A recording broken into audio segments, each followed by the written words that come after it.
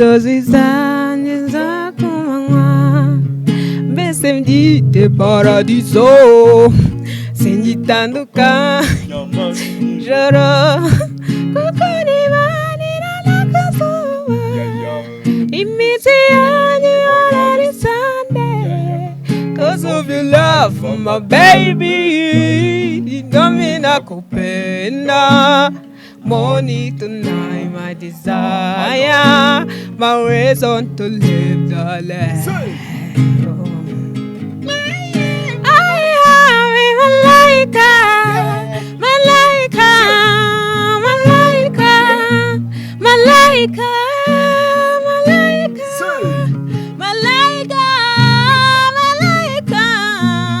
warebye gift yanjye uyibonye ute wowe igutwaye iki nge birantunguye cyane kubona gift ikwiye Salisa nako ikwiye Melissa mwene wabona Salisa ndavuze ngo kubera iki ari ya gift wamurebeye ku munsi wa anniversaire ye akaba ari umutegurira agaburiya inshuti yawe niko navuze iyo umuntu muri inshuti ubuzi ikintu akeneye yego hari abantu batazi ngo niye gift umuhaye rata iyi gift sara abantu bayibuze barara basoka biruka bakubita imitwe ku gatuza iyi gift ni sawa mwana ihawe umukobwa w'igikwerere umukobwa munini Melissa muhaye aka gift keza cyane mwe muzamusohoka murwanira hanze we ari he mu nzu wenda mu buryo kugira ngo dushyireho ibintu mucyo iyo gift umuhaye niyo gukoresha iki nakajori baranyara kuko bo ntago bahanyara bicaye kandi kwihagarika urumva harimo guhagarara ubwo umuntu nyara ahagaze niyo wihagarika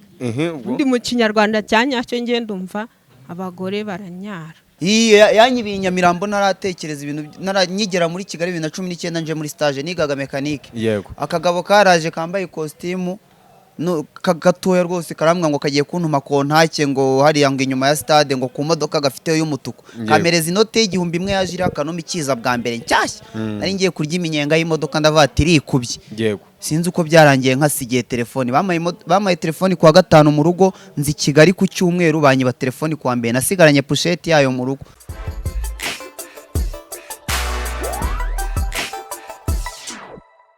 Yes, what's up Kigali, what's up ladies, gentlemen, my name is Rick Stonchi the Superboy. Isamba ntibago ntetatse ubwiza umutagirengero ku cyumweru nyankora kuko pete bapete yapushinze ya propose ama equipe atiza pete bayitupa mu matsinda.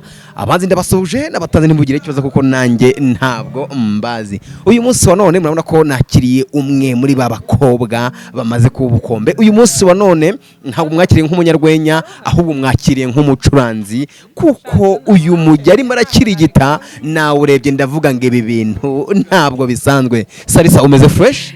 Ndebese fresh cyane. Umeze trebye? Nabura gute kumera fresh? Ngewe uyu munsi wa none urantunguye cyane. Ntabwo narinzi kuzi gukora mu mijya ya gitari ugacuranga ukarushana nyamitari. Oya nabyo arose? Ntabyo narinzi kabisa. Nuko biri rero niko biri nyene nkora moto. Yego ndatunguye cyane uyu munsi none kuko ubona uri gucuranga gitari nake karimbo kari kugwa hafi. Karimbo kari kumba hafi. Ni kari yaka Buravan. Twagiye akora mu mijyi. Siraho mikoro kugira ngo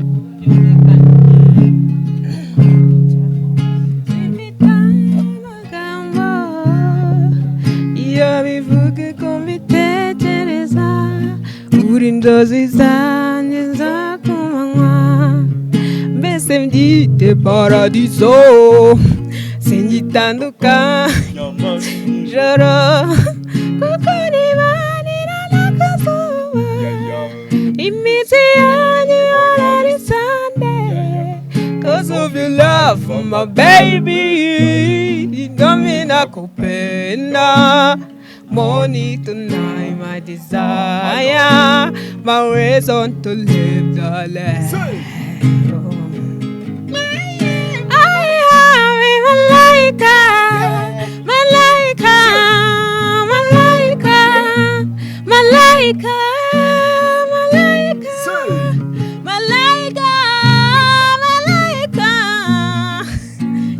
Taka malaika wow wowe ufite oya kabisa ibintu njyewe urumva birimo biragenda biryoha kurushaho. Ntabwo nari nzi kuzi gucuranga gitari bigeze aha ngaha. Ntabwo ndabimenya cyane ndi kwiga. Yego ko kiba bakunda kuvuga ngo wenda gukoresha gitari biragora, iryo nutari ufite ni irya kangahe? Nandi ifashe mikoro turebe. Okay, iryo nuta wari uri gukoresha ni irya kangahe? Inota nari mfashe rero baryita do bakaryita si muri français. N'ahandi ni do cyangwa si. Yego. Yes. Wenda hari abantu benshi baba batabizi gitari ubundi bavuga ko igira amanota, igira imirya. Yego. Ibyo bintu by'imirya, ibyo bintu by'amanota ni ibiki baba bavuga kuri gitari? By'amanota. Nawe rero segaye wigirana ibintu by'imirya, ibintu by'amanota. Ko bavugaga ibintu by'imirya wabaye iki? Oya urumva nyine ubwo nanjye narushijeho kuba umusirimu. Okay. Imirya ni 6. Yego. Noneho amanota ni 7. Kandi buri nota rigira indirimbo yayo. Ya mbere yibanze. Oya. Indirimbo yishyira buri nota ricurangiramo indirimbo bitewe. Aha. Yes. Kuki uyu munsi none waje mu Rwenya witwaje gitari? Nyine urumva nashakaga kuyikoresha kuko hari ibyo nashakaga gucuranga kuri stage.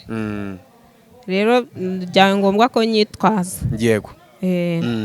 Urumwe mu bantu baperforminze neza cyane kandi abantu barabikunda. Ndavuga ngo ushobora kuba harimo innovation mu gutegura. Ariko utanze gift abantu bose hariya mbona bagwepfira bagwimbarara. Why? Kubera iki warebye? Gift yanjye uyibonye ute wowe? Igutwaye iki? Nge birantunguye cyane kubona gift ikwiye Salisa nako ikwiye Melissa mwene wabona Salisa ndavuze ngo kubera iki ari ya gift wamurebeye ku munsi wa anniversaire ye akaba ari umutegurira. Agaburiya inshuti yawe niko navuze. Iyo umuntu muri inshuti ubuzi ikintu akeneye. Yego. Hari abantu batazi ngo niye gift umuhaye. Usenyibereke. Oya mbabarira yibereke kugira ngo oya nayo mbereke. Oya reka ndayizana wenda tuyibereke. Urahinda muhaye bavandi urahinda. Ndavuze ngo ibi bintu iyi gift yereka abanyarwanda. Tubiriza gift. Yereka abanyarwanda gift zafasha gitari. Wereke iyi niyo gift. Rata iyi gift sara abantu bayibuze barara basoka biruka bakubita imitwe ku gantuza. Iyi gift ni sawa mwana. Ihawe umukobwa w'igikwerere, umukobwa mu Melissa muhaye aka gift keza cyane. Buriya mwe muzamusohoka murwanira hanze we ari he mu nzu. Wenda mu buryo kugira ngo wenda dushyireho ibintu mucyo iyo gift umuhaye niyo gukoresha iki?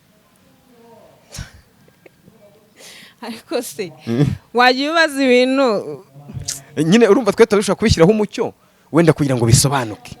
Nakajori. Nakajori. Hari abantu bakita Chantal. Zibaho ngaho ba Chantal bakwereka. Wasanga ari nakitwa Salisa. Oya cyenda se nyine nta soni. Muri make banyarwandakazi ira gift mureba niyo bahaye Salisa yo ku Melissa sorry yo kwifashisha mu byo kwihagarika. Akura abagore barihagarika. Se sibanyara. Barangiza. Oya baranyara kuko bo nago banyara bicaye kandi kwihagarika urumva harimo guhagarara. Ubwo umuntu nyara ahagaze niyo wihagarika. Ndi mu Kinyarwanda cyanyacyo ngiye ndumva abagore baranyara. Gutyo gusa? Cyangwa urumva bamwe bihagarika. Bamwe bihagarika guteze ubwo abandi bari harabahagarara. Yego. Ubwo urakamuye kugira ngo ajya kwifashisha mu buryo bwo kugira ngo najya kunyanga kajya bimogora. Ingo no kuri pe. Hari abantu benshi bajya bakunda kuvuga ko uru rwenya rushobora kuba hari gishobora gukora ibintu umuntu akabirakariramo. Buriya ntabwo ashobora kubirakariramo. Melissa. Oya Melissa ni umwana mwiza kandi tuba twaranabivuganyeho mbere. Yego. Urumva ntago wafata umuntu ngo ujye kumuhereza akajoro utabimubwiye usaguye kuri stage wavuga ko ari uri mu biki. Imbana tuba twabivuganyeho amubwira ati waretse nkazaguha impano kamusobanurira nyine kandi ni umuntu udakomeza ibintu nawe ni umunyarwenya rega iyo umuntu azamurwenya nawe aba ari umunyarwenya nari ngize ngo wenda ni ibintu uba wapanze ku giti cyawe ukagenda ukabikora wenyine utamubajije oya nawe ntago yari kuza ntabwo yari kuza yego uyu munsi wa none nka Salisa uri umwe muri bake mu bakobwa cyangwa se mu banyarwandakazi bakora urwenya hano mu Rwanda iyo utekereje ubona ari iki kintu cyakumaze impungenge mu gihe turi muri Genesis Comedy tugasanga abanyarwenya barenze 3 barimo b'abakobwa ikintu cyamaze impungenge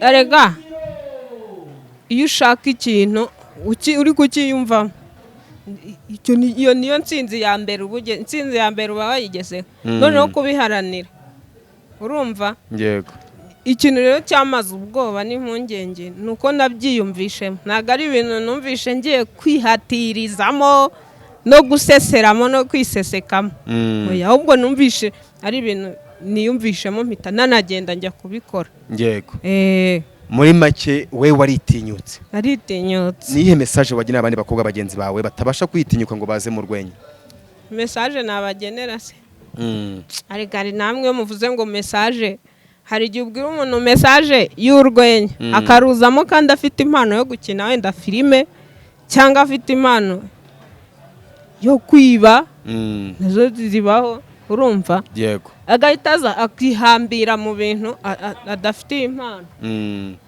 urumva aho kugira ngo rero umuntu aze yihambire njye namugira umuntu nyine wumva biri kumwakamo hari ikintu kiyumvamo kikwakamo nk'umuriro ukumva uri kwaka muri wowe uri kubyiyumvamo yego yaza aho dukorera imyitozo ubundi no kuza muri Genesis rega ntabwo bigoye kuko uzanye burage n'ubundi uhita upasinga to ubwo rero yaza aho dukorera imyitozo akitozanya n'abandi ubundi akabona stage akagerageza nyine akazana hano kuri stage kuri show agakora gusanga ariko ngo murashinjwa ngo ibintu byo kugira ngo ibintu byo kudakora ubutumwa ku bandi bakobwa bagenzi banyu ngo ntimubabwire amabanga mubabwire nimba harimo amafaranga ewana nyine bigatuma abantu benshi tutasobanukirwa nimba n'abakobwa bagomba kwisangamo uzabikenera azaza ndebe uzumva ankeneyeho amakuru y'icyerekeranye n'amafaranga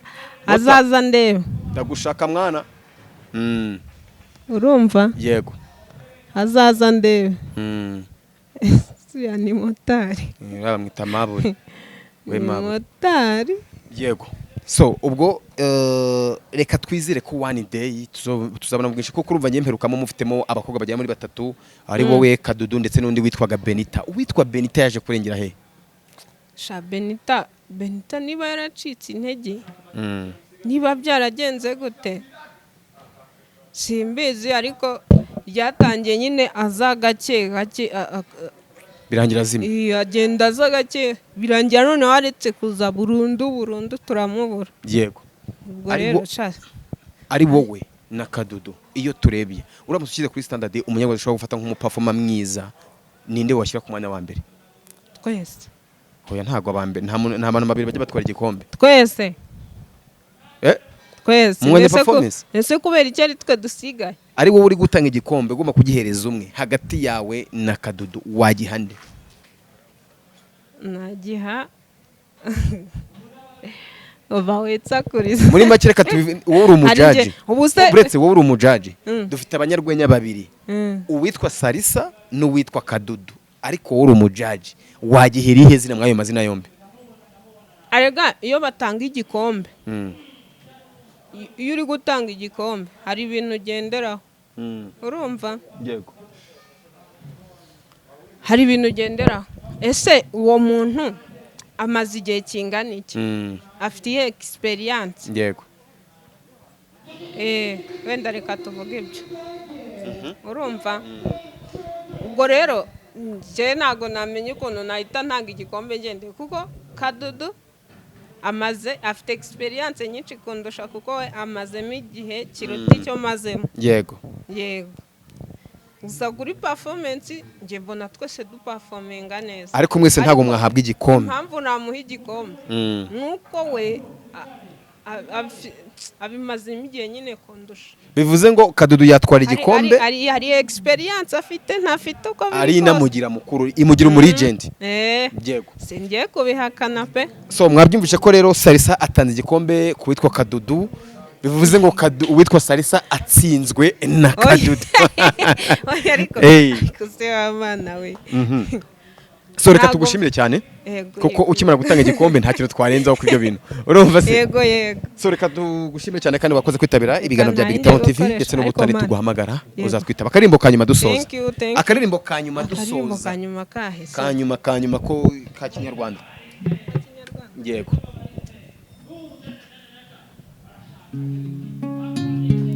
reba muri kamera Akanyarwanda hari ubwo nkakahera rahira uzipfa biroroshye cyane yawe dore kanda isa ijyango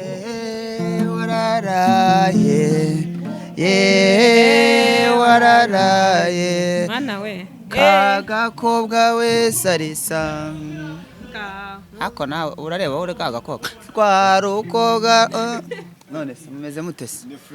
Big Town TV turabakunda byata natwe turabakunda cyane kandi duhora tubafana. Iyo nibutse kuri umuntu nizamuriye ukaba ugeze kuri runo rwego ni ibintu by'agaciro.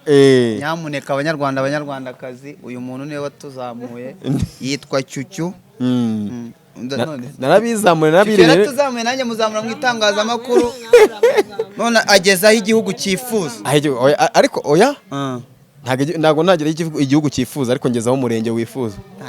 None se umva se kandi none se uyu munsi wa none nibwo bwa mbere nkubonye uri wenyine.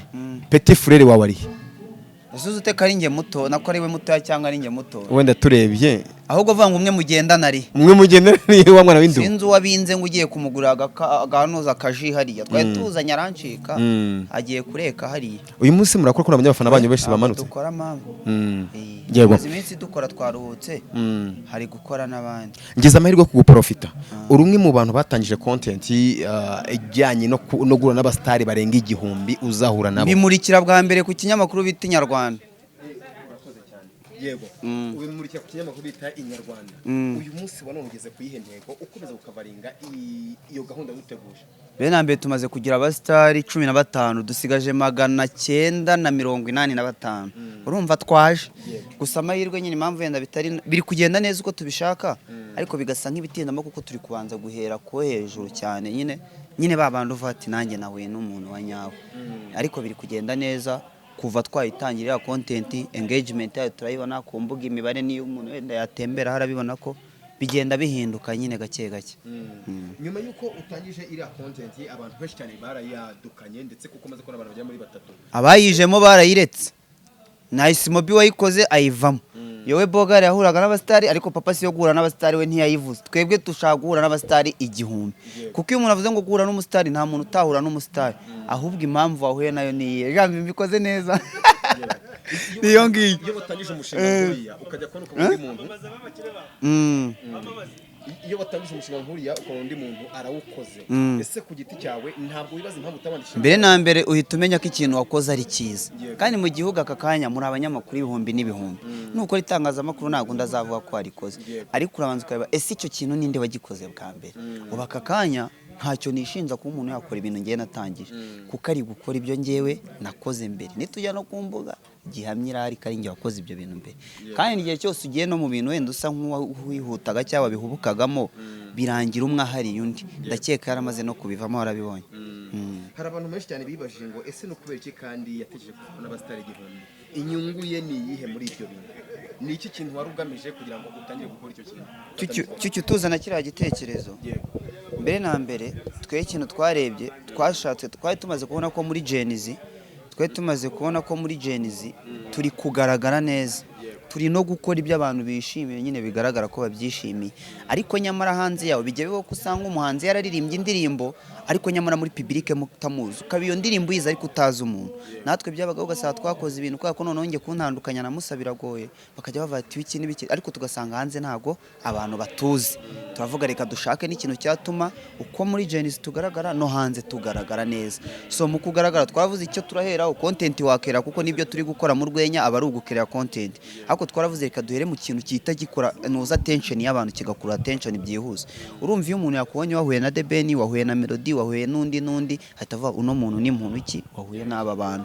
Rero nuko twatangiye, ni nayo mpamvu twavuze ngo si uko mu Rwanda atari abasitari benshi mwanajya munahura kuva kwa mbere kugera ku wundi wa mbere utararuhuka, ahubwo twaravuze reka duhere kubasa nk'aho ari big fish cyangwa se bo hejuru kugira ngo bitange attention.